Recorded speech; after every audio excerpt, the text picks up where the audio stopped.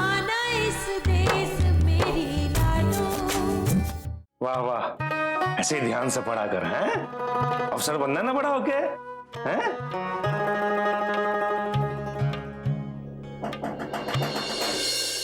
ये वक्त क्या आ गया भाई? बेटा जा उठ के बैठ जा, ये थाली पकड़ तू, देखता हूँ क्या आ गया। अरे आ रहा हूँ आ रहा हूँ। अरे भाई सांस तो ले ले जरा, हैं? अरे कौन है?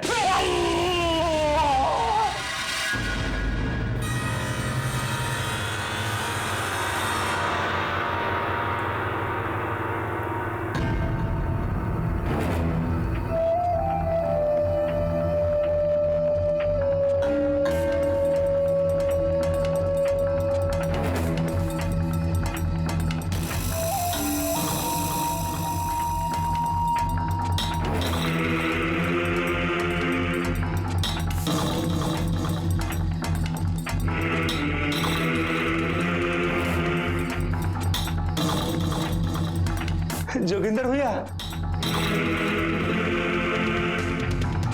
क्या बात है जोगिंदर भैया?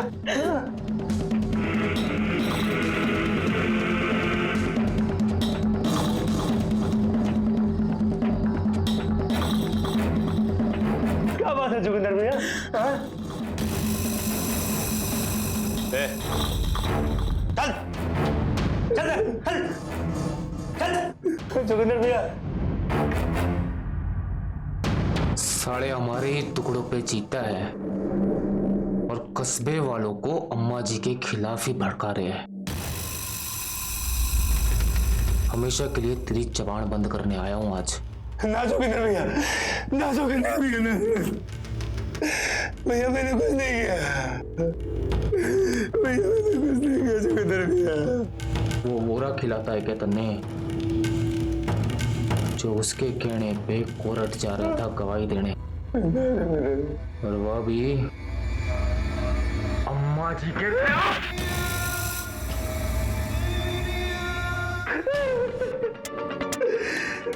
नमक हराम साले। जोगिंदर भैया, मैं ऐसा कर सकूंगी? मैं क्यों करूंगा ऐसा? सब बोल रहे थे गांव वाले गवाही देने के बारे में, मेरे मन में तो ऐसा विचार ही नहीं आया। ऐसा ख्याल आ सकता है क्या जोगिंदर भैया मेरे मन में अम्मा जी के लिए? ना जोगिंदर भैया, मेरे मन में ऐसा ख्याल नहीं आया, इसके बारे में कभी सोचा नहीं भैया। अगर नहीं सोचा तो अच्छा है, और अगर तेरे दिमाग में कोई कीड़ा घूम रहा है तो एक बात अच्छी तरह से समझ ले, वो जो हो रहा है ना, वो पत्ता है, सिर्फ एक पत्ता। जिस दिन हवा भाई, उस दिन उड़ के चले जाएगा किसी दूसरे ठिकाने। और जो अम्मा जी है ना, वो इस कस्बे की पेड़ है, पेड़। और पेड़ अपनी जगह से ना हिला करते। ये दोनों में फर्क समझ रहे हैं ना? इसलिए अम्मा जी के घर के आगे शीश झुका।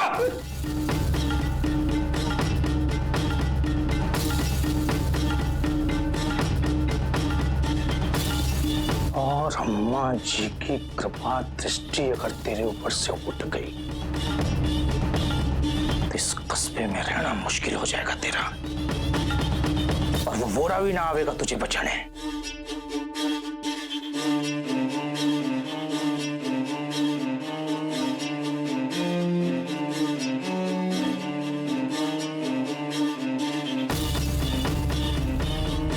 रे गंगा जले यो, इसने छू के सौगंध खा कि जब तक कोर्ट में अम्मा जी की सुनवाई ना हो जाती, तू ते कस्बे का कोई भी आदमी कस्बे के बाहर न जाएगा। और कोर्ट में गवाही देने की बात थारे दिमाग में भी ना आवेगी। खा सौगंध।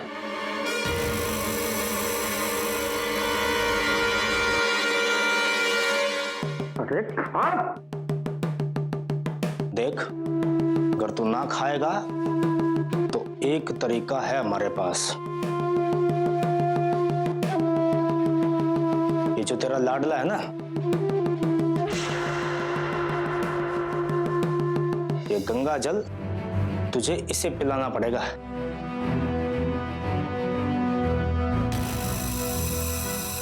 बाकी इंतजाम हम कर देंगे।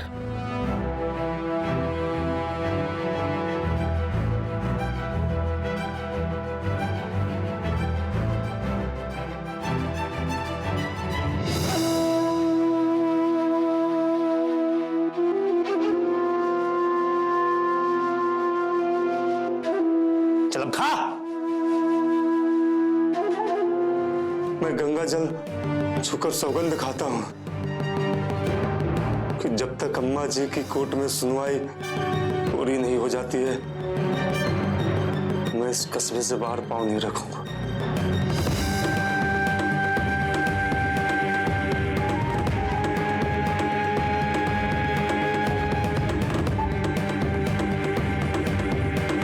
जे फिर तेरे मर्द में नेतागिरी उमड़ावे तो अपने मासूम बच्चों की शक्ल दिखा दिए। कहीं ऐसा ना हो कि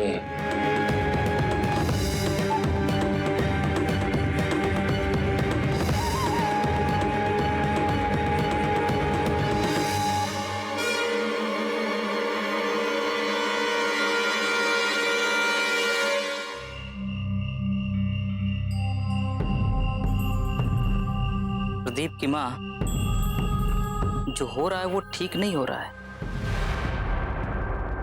अम्मा जी जितनी भी ताकतवर हो, वोरा के साथ पूरा प्रशासन है। अम्मा जी का टिकना बहुत मुश्किल है।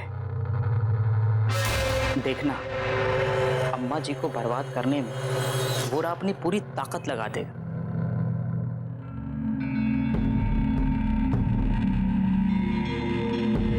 अब राम जाने आगे क्या होगा। प्रदीप के बापू, हमें भैंसा लगने लगा है कि इतने बड़े लोगों की लड़ाई की चपेट में हम ना आ जाए। यही सोचकर तो मैं भी परेशान हो रहा हूँ, क्योंकि बात अब बहुत आगे बढ़ चुकी है। रस्म भी पूरी कर चुके हैं हम तो, कैसे पीछे हट जाए। बड़े घर की लड़की की मोह की वजह से कहीं अपने घर की सुख शांति में आग न लग जाए।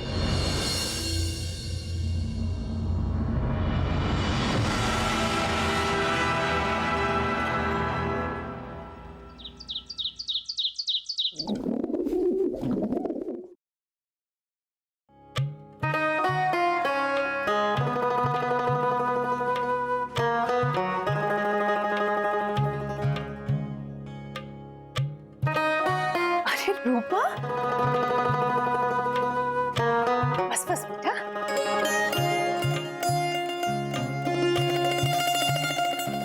कैसी है तू? मैं अच्छी हूँ छोटी माँ। इतने दिनों बाद आपसे मिलके बहुत अच्छा लग रहा है। जैसे मुझे झूमर के ब्याह का पता चला, मैं तुरंत आ गई नानी के घर रहने। अब मैं आ गई हूँ ना, अब उसके जोड़ा बनवाने से लेके मंडप की सजावट तक हर काम में आपका हाथ बटाऊंगी मैं। मेरी सबसे अच्छी सहेली जो है, हर पल उसके साथ रहूंगी मैं। अरे हाँ हाँ, क्यों नहीं। और तू ना आती तो उसे बुरा ना लगता? कैसे नहीं आती, लेकिन वो पगली है कहाँ? देख, उसका ब्याह तय हो गया, तू उसे चिढ़ाया मत कर। वो अपने कमरे में। मैं तुरंत जाके चौंकाती हूँ उसे।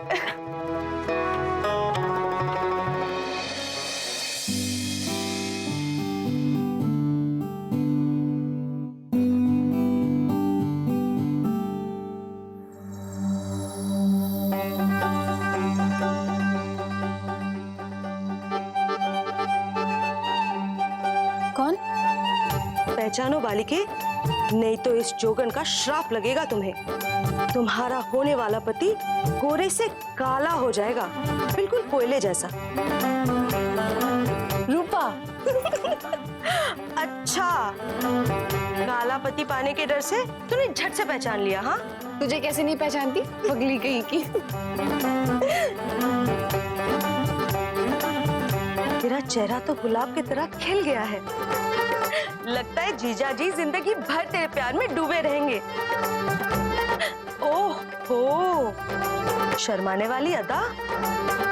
अच्छा बता ना, तेरे उनसे मुलाकात हुई क्या? कैसे दिखते हैं?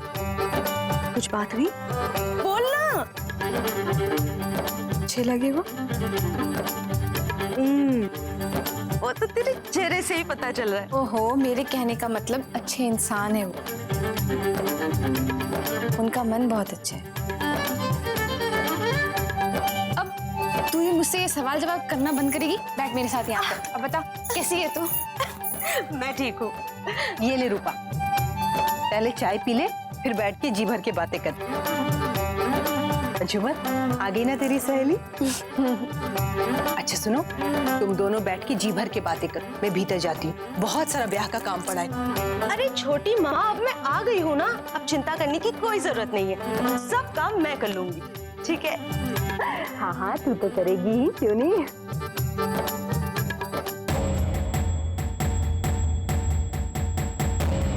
अम्मा जी,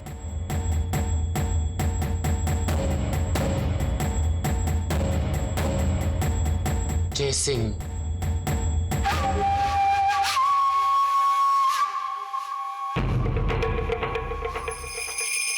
जय सिंह हाथ लग गया उस वोरा के।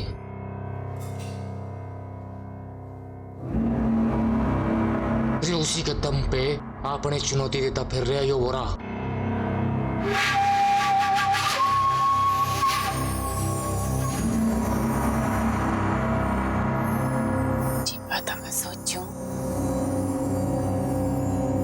ऐसा कौन सा ब्रह्मस्त्र हाथ लाग गया उसके के मारे कस्बे में छाती चौड़ी करे घूम रहा है।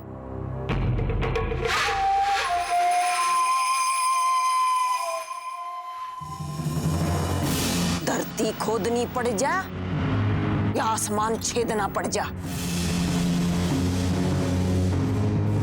आज के आज वो जयसिंह मने अपने आगे चाहिए।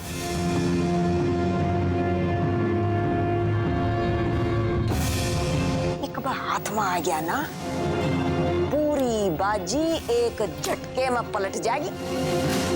दलबीर, यशपाल,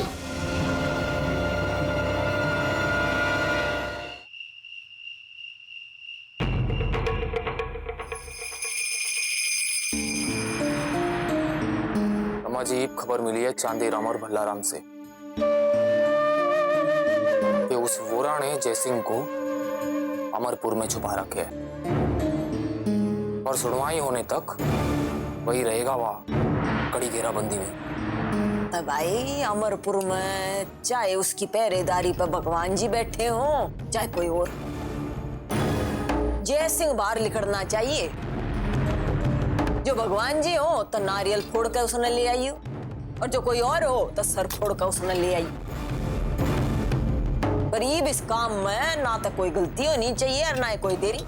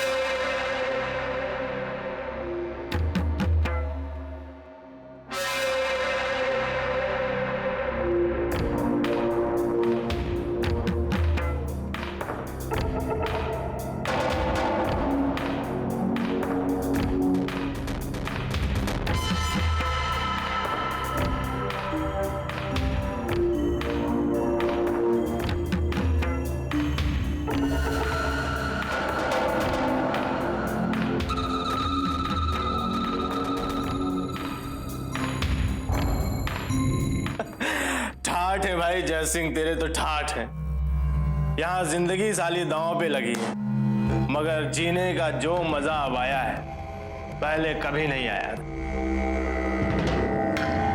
अगर ऐसी दावत मुझे रोज मिले, अंग्रेजी दारू, मुर्गा, मैं तो किसी भी कोर्ट में जाके अम्मा जी की धज्जियां उड़ा दूं।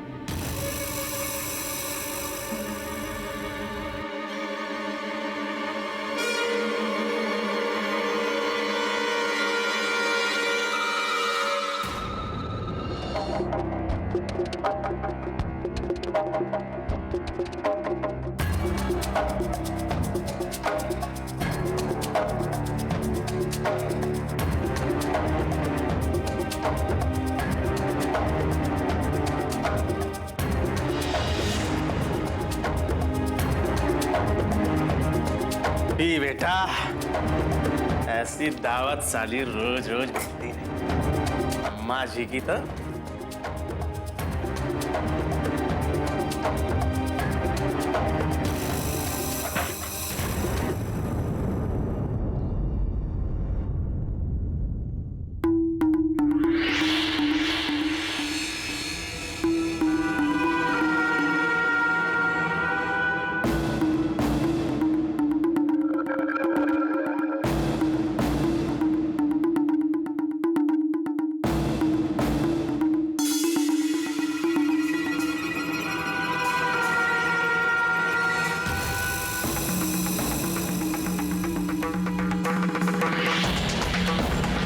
था तेरे थारे जयसिंह।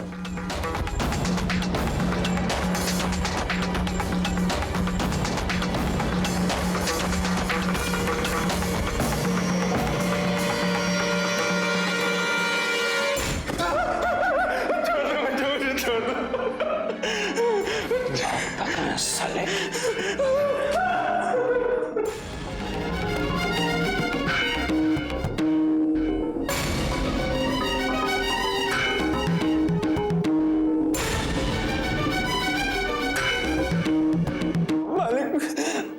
मुझे माफ कर दो मालिक, मुझे माफ कर दो मालिक।